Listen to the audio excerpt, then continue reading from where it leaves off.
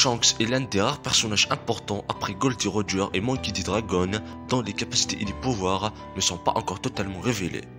Je pense que nous sommes tous d'accord pour dire que nous n'avons pas assez vu les capacités de Shanks, mais voyons quelques exemples de démonstration de ses pouvoirs.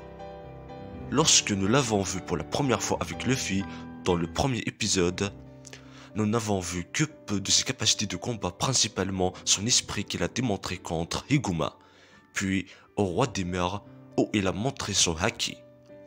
Des ans plus tard, alors qu'il n'a plus qu'un seul bras, il reçoit la visite de Mihawk sur une île. Nous savons tous que Mihawk est le meilleur épéiste du monde de One Piece. On apprend ensuite qu'ils se sont régulièrement affrontés, ce qui signifie qu'en termes de pouvoir, il doit être très fort pour être à la hauteur de Mihawk. Puis, il démontrait qu'il peut encaisser un coup de plus fort d'Yonko.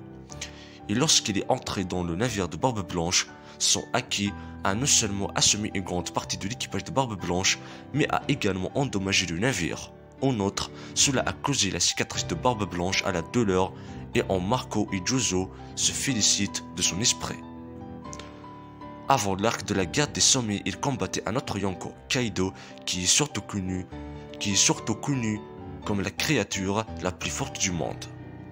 Après ces événements, nous l'avons vu dans la guerre au sommet où il a arrêté Akainu avec le haki de l'armement. Il a ensuite demandé à Barbe Noire, qui jusqu'alors ne craignait personne, de se battre et lui a répondu que ce n'était pas encore le moment. Barbe Noire a compris à ce moment-là qu'il n'était pas prêt à combattre Shanks, ce qui signifie beaucoup puisque Shanks a arrêté la guerre.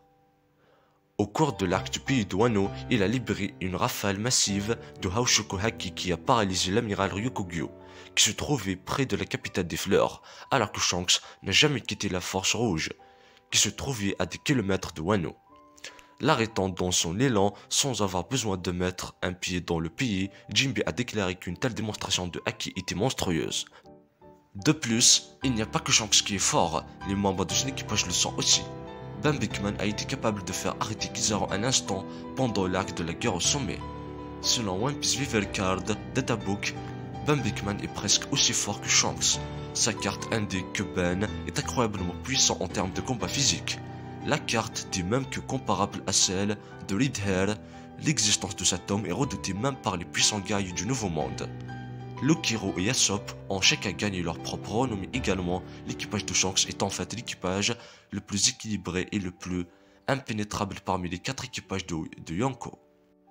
Eustace Kid a récemment révélé qu'avant que lui et son équipage ne se rendent sur le territoire de Big Mom, il a perdu son bras gauche lors d'un combat contre les pirates de Shanks. Il n'a pas été révélé quel membre de l'équipage des pirates de Shanks lui a coupé le bras. Shanks a donc lancé un défi à tout le monde après la guerre, les 3 amiraux, l'amiral de la flotte, le joueur de la vieille école Garp, Barbe Noire qui avait le Loga le plus fort et le paramécia le plus fort, mais personne ne s'est avancé.